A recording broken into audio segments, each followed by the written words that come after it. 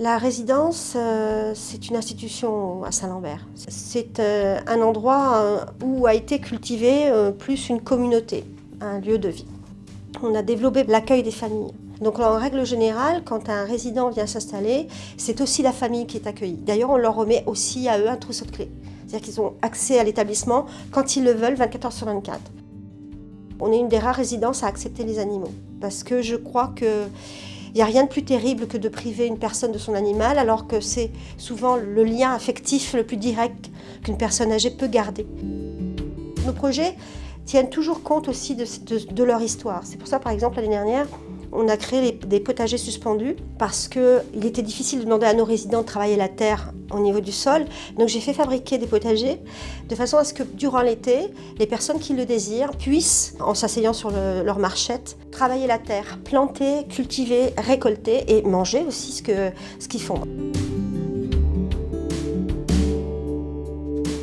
On a la possibilité d'accueillir personnes autonomes et semi-autonomes. Ça veut dire que j'ai un service infirmier, 16 heures par jour, des préposés 24 heures sur 24, un médecin qui vient ici à la résidence une fois tous les 15 jours. Ça, c'est la partie assistance médicale, soutien, surveillance. Et puis, au niveau des hébergements, on a des services d'entretien, ménager, buanderie. Et au niveau de la restauration, on a ici effectivement une équipe en cuisine qui assure les 3 repas par jour toute l'année, 7 jours sur 7. Nous avons des appartements et des studios. Si une personne vit dans un appartement et qu'elle perd son autonomie, on va faire en sorte, si c'est possible et si on maintient sa sécurité, de la laisser dans son appartement, de la laisser dans ses meubles, dans ses objets, dans son décor. En tant que plateau évolutif, c'est nous qui allons monter dans le logement et organiser un cordon de sécurité de service pour la personne. Et on a aussi une coordinatrice milieu de vie, c'est-à-dire que c'est une personne qui ne fait pas que de l'animation.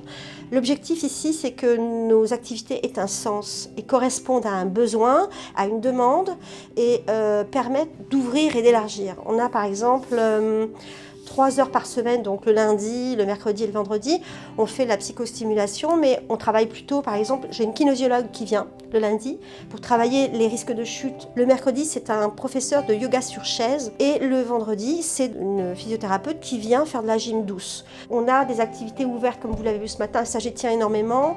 On accueille des enfants, mais on accueille aussi des adolescents. On a eu quelques années un projet avec des ados qui sont venus au Castel présenter leur univers. Ils sont venus avec leur musique, avec leur bande dessinée, avec leurs jeux vidéo.